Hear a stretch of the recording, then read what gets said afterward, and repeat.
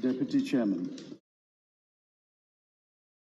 when I rise to speak in this House, I have to remind myself that this is Parliament, the highest seat representing the sovereign power of the people. We gave ourselves a constitution. We are bound to honor the constitution. But I'm sad to say, I deeply regret to say, when a bill like this is moved and passed in this House, we are wittingly or unwittingly breaking the Constitution every day. I know that this bill has been approved by the Cabinet of the Government of India. I know that this was introduced in the Lok Sabha. I've read that several suggestions were made in the Lok Sabha to amend the bill, to refer it to a standing committee, to refer it to a select committee. But I deeply regret that not one suggestion was accepted by the government. The bill has been passed as it was introduced, and I'm afraid, given the current circumstances, it will be passed in this House also without taking into account any suggestions. What is wrong with the suggestion of my distinguished colleagues who said, refer this bill to a select committee, refer to this bill to a standing committee?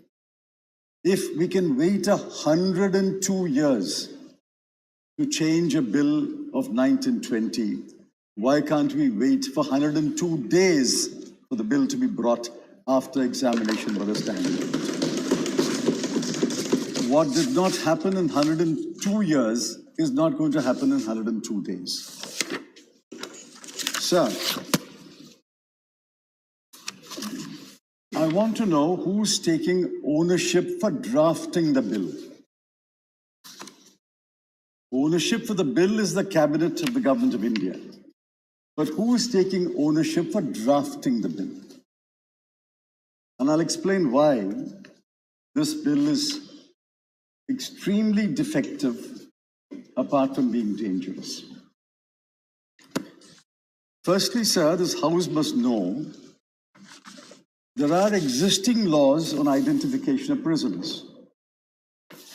The Criminal Procedure Code has Section 53, Section 53 capital A, and Section 54. They were introduced in 1963, not in 1920, 1963. There is the other bill which the Honorable Home Minister referred to, the Identification of Prisoners Act 1920. There is also another bill which is pending, the DNA Technology Use and Application Regulation Bill of 2019, which I believe has been reported back to the House. Now, why is the DNA Technology Regulation Bill kept pending since 2019? And why is this bill being introduced? What have you found lacking in the Criminal Procedure Code? What have you found lacking in the DNA Technology Regulation Bill, which is sought to be made up by this bill? So the statement of objection reason says, and I summarize it in 3 sentences, to expand the ambit of powers, to use modern techniques for body measurements, and 3, to provide legal sanction. And these are harmless words. The harm, the mischief lies in these sections. Let's look at these one by one. I want to ask the Honorable Home Minister and the Treasury benches, have you considered the development of law in the last 20 or 30 years, and especially since the year 2010. The Constitution is a living document. Its sole interpreter is the Supreme Court of India.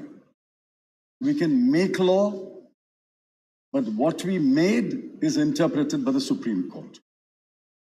While the privilege of making a law belongs exclusively to Parliament, the power to interpret the law exclusively belongs to the Supreme Court. That is the division of powers. Has the government taken into account two historic judgments of the Supreme Court in the last 10 years? The first is a judgment of Selvi, was a state of Karnataka, pronounced on 5th of May 2010. And the second is the Justice Puttaswamy, was a Union of India judgment, pronounced on 24th of August 2017.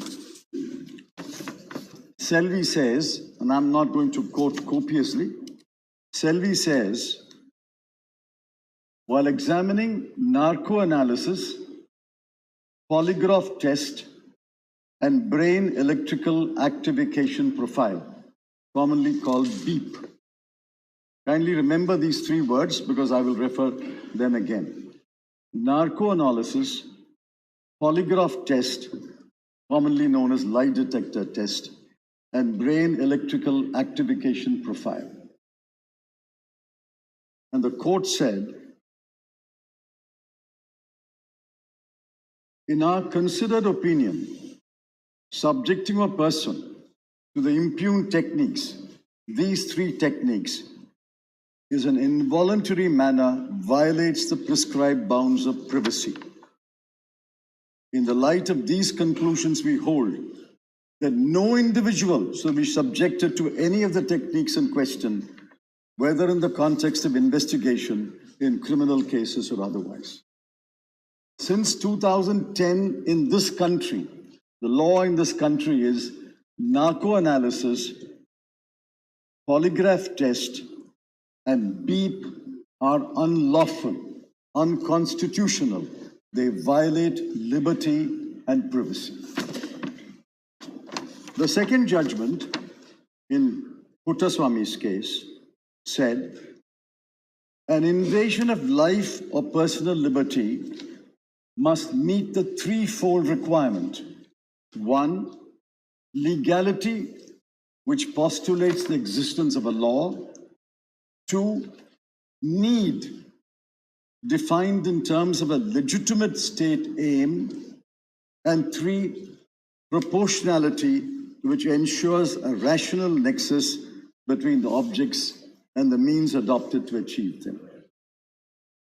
This law, which the Honorable Home Minister introduced, goes directly against the pronouncement in Selvi, and it fails every one of the three tests laid down in Puttaswamy. Let's reflect on what we are doing. What we think we are doing is not final. It has to pass the test of the Constitution. It has to pass the test of the Constitution as interpreted by the Supreme Court. And with open eyes, we are considering a law which directly violates, as I will demonstrate, directly violates Selvi and directly violates Puttaswamy. Sir, liberty and privacy are two of the most cherished rights in a democracy. Let me repeat it. There's nothing more important to the dignity of a human being than liberty and privacy, which is why the law is developed all over the world in democratic countries to protect liberty, to protect privacy. Sir, derogation of any right is the starting point of denial of that right.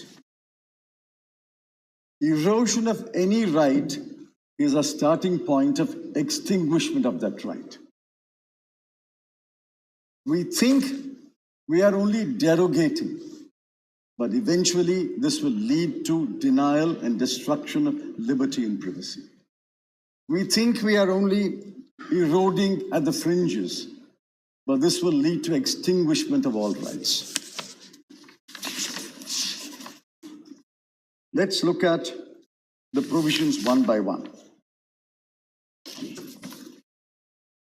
There are 4 key provisions, and I will take 2 minutes on each provision. And under each provision, I will ask a question, and I sincerely hope the Honorable Home Minister will answer the question directly and specifically. First, look at Section 21B. Section 21B of the Act allows the police and the prison authorities to take measurements. The word measurement is defined to include biological samples and their analysis, behavioral attributes, or any other examination in Section 53, 53A, and 54 of the Criminal Procedure Code, which refers to such other tests. I hope the link is clear. Measurements in this law, this bill, has 3 components, but the third component refers to the Criminal Procedure Code, which says such other tests. So the such other tests must be read into this section. Now I ask a specific question, and I pray for a specific answer. Do these measurements include narco-analysis, polygraph test, brain electrical activation profile, and psychiatric examination? If they are not included, let us make it clear. If they are included, let us make that clear. Each one of these is unlawful. And if by measurements, if by biological samples and their analysis, by the phrase behavioral attributes, and by the phrase such other tests, you are including narco-analysis, polygraph, beep, and psychiatric examination, this bill is unconstitutional. Let's take the next section. Section 3. It starts by saying any person. That includes all of us. Any person. Now tell me, I ask honorable members, I wish I could speak in a lighter vein. I ask all members in this House,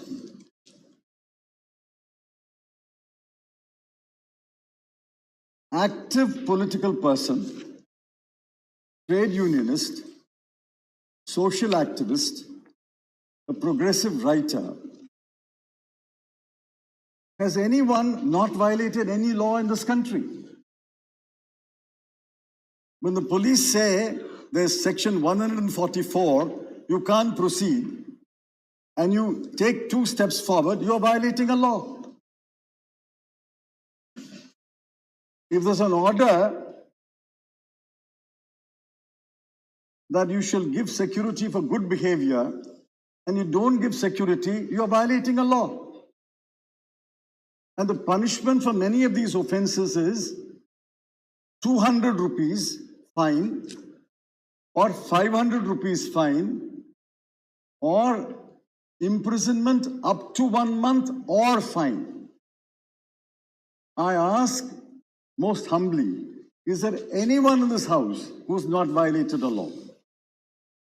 I ask the Honorable Home Minister, who has had an active political career, have you never violated any law? Now, what does the section say? The section says, any person convicted of an offense punishable under any law. So even if you are convicted of an offense where the punishment is 100 rupees, this law applies. If a person is ordered to give security under section 107, 108, 109, 110, 117 for keeping the peace, for good behavior, you are violating the law. If you are arrested in connection with an offense punishable under any law, if a bus driver strays from the bus lane in Delhi, he is violating a law. Detained under any preventive detention law. Is there any member of the Communist Party of India, the Communist Party of Marxist Party, who's never been detained? Since A.K. Gopalan, preventive detention laws are there in this country. And this is any law, any punishment, detention, not a charge, arrest, no charge, even for arrest, for detention, for order to give good behavior, any law, if you are arrested, this law applies. So tomorrow, if the members of the All India Trinamool Congress or the Aam Aadmi Party or the Congress Party march from Gandhi statue to Vijay Chowk and the police stop you, they can arrest you. The moment they arrest you, they will take all your fingerprints, your DNA samples, or behavioral samples. That is the law. Let the Honorable Home Minister say, this is not the law. These sections will be excluded. Then exclude them. And the question is there any person in this house who can say, I've never violated any law in this country, or I will never violate any law in this country? We are not talking about heinous crimes. We are talking about simple laws like order to give good behavior. The third section is section 4. Section 4 says, store, preserve for 75 years and share and disseminate such records with any law enforcement agency. My third question is, who is the law enforcement agency? A law enforcement agency is not defined. Literally, simple, plain English language. Law enforcement agency is any authority enforcing any law. Now, what does that mean? A panchayat enforces the Panchayat Act. A municipal officer enforces the Municipal Act. The health inspector enforces the Food Safety Act, Food and Drugs Act. So, a panchayat is a law enforcement agency. It doesn't define law, it doesn't define agency. So anybody who's got a law to enforce the law, to apply the law, to implement the law, will get the measurements. He can ask for these measurements and will be given to him. Is this the intention of Section 4? Why don't you define law enforcement agency? Why do you say law enforcement agency? Any agency which enforces any law will be covered. The last is Section 5. Now, a person is required to give these measurements. That is the first section.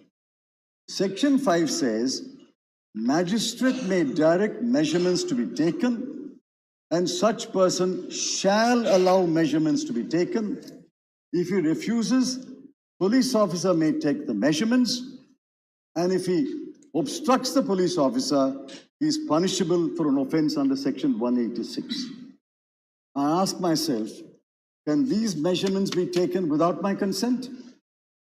Can these measurements be taken against my will? It's not clear whether Section 2, which obliges a person to give the measurements, read with Section 5, which empowers a magistrate to pass an order directing him to give the measurements, if both are read together, then this is involuntary confession. This is involuntary testimonial compulsion.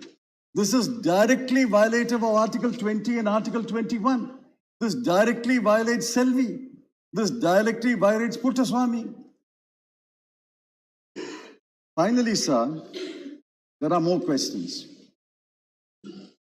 Has the government been told that the European Court of Human Rights has held that fingerprints, DNA profile, and cellular samples and their retention, storage without consent violates human rights? That's the European Court's ruling. Does the government know that there is no scientific basis, and I say this on authority, there's no scientific basis to presume that any of the measurements, including handwriting, fingerprints, is unique to a person?